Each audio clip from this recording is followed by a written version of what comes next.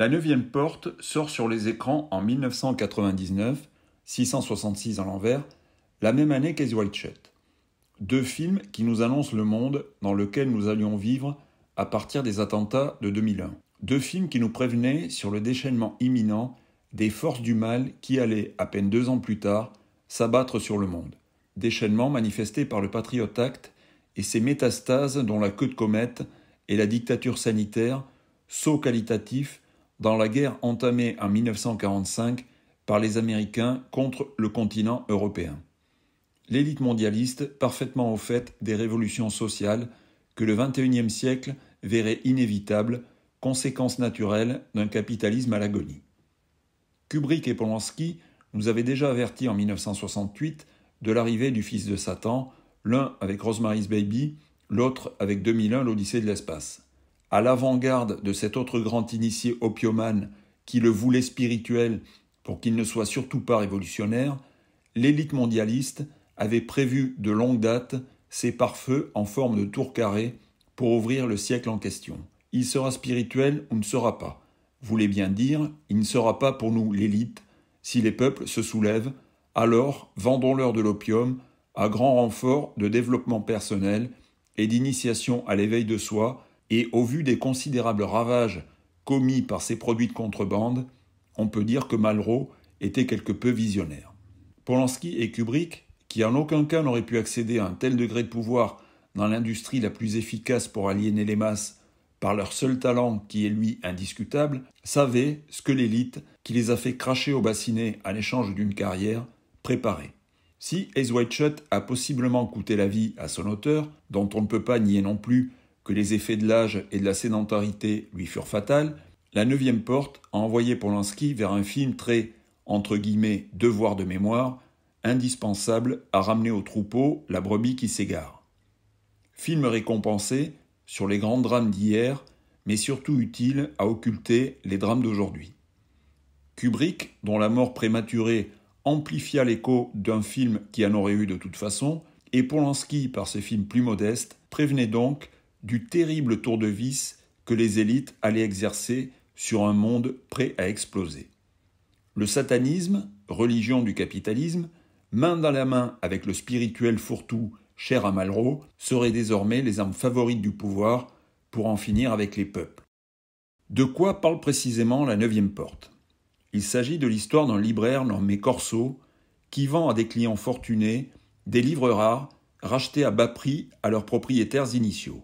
L'un des clients de Corso, Boris Balkan, est un collectionneur de livres dont l'unique sujet est le diable. Parmi ces livres, il en est un intitulé « Les 9 portes du royaume des ombres », écrit à Venise en 1666. Je renvoie à ma vidéo sur Kubrick. La préoccupation de Balkan est de savoir s'il possède un ouvrage authentique ou s'il s'agit d'une copie. C'est pourquoi il demande à Corso d'aller en Europe retrouver les 2 autres exemplaires du livre, les examiner afin d'identifier l'original. Dans le film, le livre est une copie du Delo-Melanicon, livre que le diable aurait écrit lui-même. Référence probable au Necronomicon, livre satanique inventé par Lovecraft, qui serait lu dans les loges pour invoquer les forces du mal, forces desquelles se prétendait posséder Lovecraft à sa table d'écriture. Corso, libraire globetrotter, se rend donc au Portugal, en Espagne et en France, à la recherche des 2 autres exemplaires du livre que possèdent des collectionneurs privés. Parcours jalonné de pièges et de fausses pistes, comme dans tout film à suspense, destiné à maintenir l'attention du public. Au-delà du divertissement, le film comporte de nombreuses sous-couches que ni le public, ni le critique de cinéma conformiste ne peuvent identifier. Sous-couches en forme de messages subliminaux qu'on pourrait croire le fruit d'une interprétation abusive si elle n'était pas repérable dans pléthore de films, comme nous le verrons dans les analyses proposées par la chaîne, notamment des films de Spielberg et de Claude Chabrol. Ces messages ne s'adressent pas au public, ils sont adressés par des metteurs en scène initiés à d'autres initiés, peut-être en forme de mise en garde.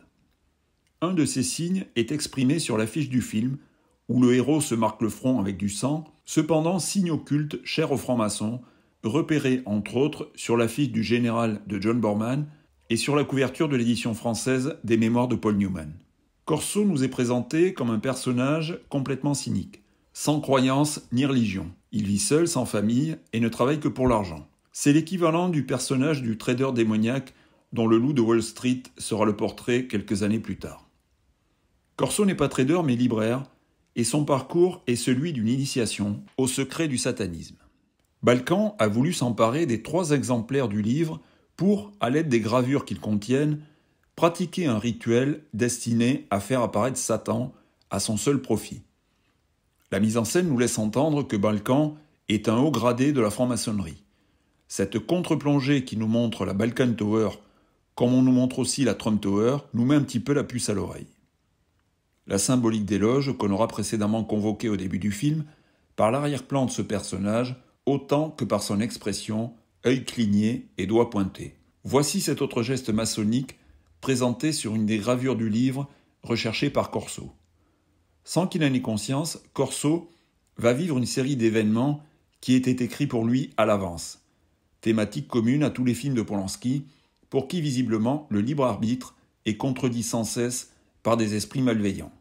Dans les gravures de chacun des livres qu'il retrouve, Corso, victime d'une sorte d'effet Balzac, voit la représentation d'événements qu'il vient de vivre animés par les personnages qu'il vient de rencontrer. Le premier de ces personnages est une mystérieuse femme au pouvoir surnaturel qui va littéralement envoûter Corso, l'aider à surmonter les épreuves liées à sa recherche, femme bienveillante, mais seulement en surface. Ce plan, que ne comprend pas le public, où Emmanuel Seigné se coiffe d'une chèche à damier, semblable au foulard d'Isabelle Adjani dans Le Locataire, qui indique l'allégeance d'un personnage en train de jouer double jeu, car elle intrigue en réalité pour faire de Corso un adepte de Satan. Corso, personnage sans idéologie, dont la seule religion est celle de l'argent, et pour qui les livres n'ont qu'une valeur d'échange, en parfaite ignorance de leur contenu, et, sans qu'il le sache, choisi pour remplacer Balkan, lequel nous est présenté comme un personnage lettré, d'origine européenne, probablement un juif hongrois. En franc-maçonnerie, les hauts gradés, lorsqu'ils aspirent à trop de pouvoir, sont éliminés. Ce que montrent 2 films comme Le Mystère des 13 de Jack Lee Thompson, avec notamment Sharon Tate, tourné en 1966, ou d'une autre manière, L'homme qui voulut être roi de John Huston. Corso est-il une prémonition de ce qu'allaient être les nouveaux serviteurs du pouvoir occulte, dont la religion, redisons-le, est celle du diable. Cette nouvelle espèce d'individu, être vide, sans émotion, sans éthique et sans morale, autrement dit, sans humanité.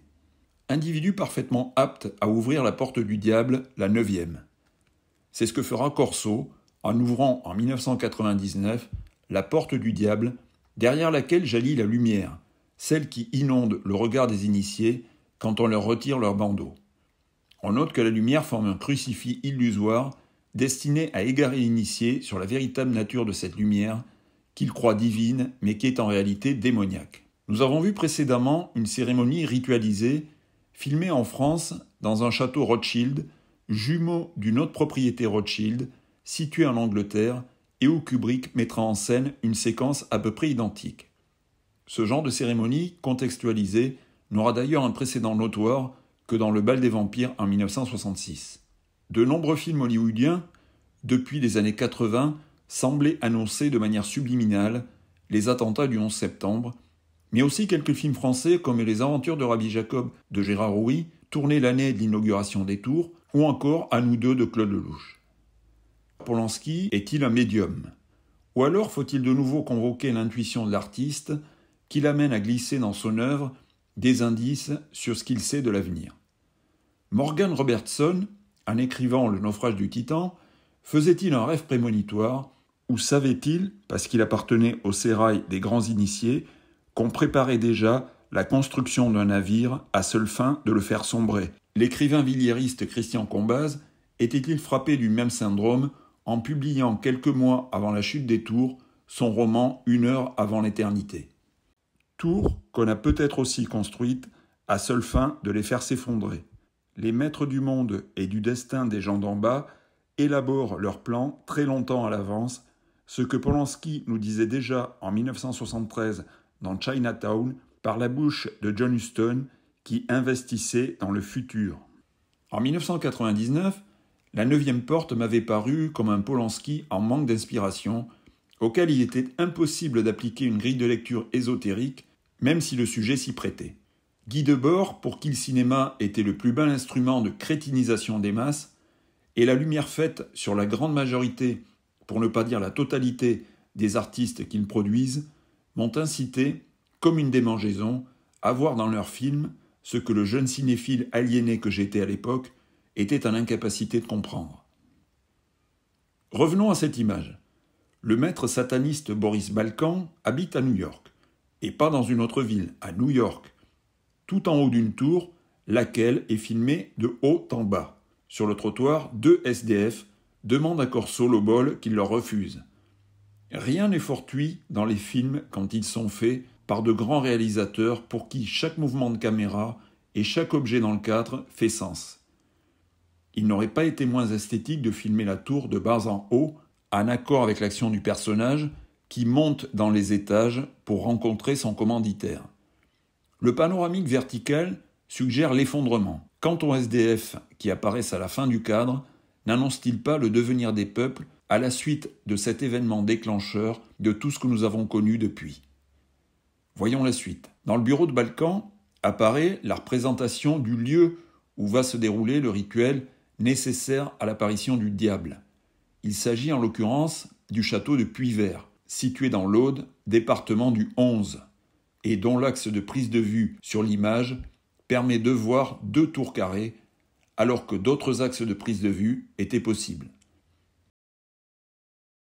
L'édifice dans son ensemble est une ruine, et les tours sont mises en évidence comme si la première était en partie effondrée. L'arrière-plan est un ciel embrasé chargé de fumée noire. Le panoramique vertical, le chiffre 11, la prise de vue du château, chacun de ces éléments pris séparément n'a strictement aucun sens. Seule la continuité lui en donne un, et tant pis pour la redondance, ces messages codés ne sont absolument pas destinés aux cochons payants.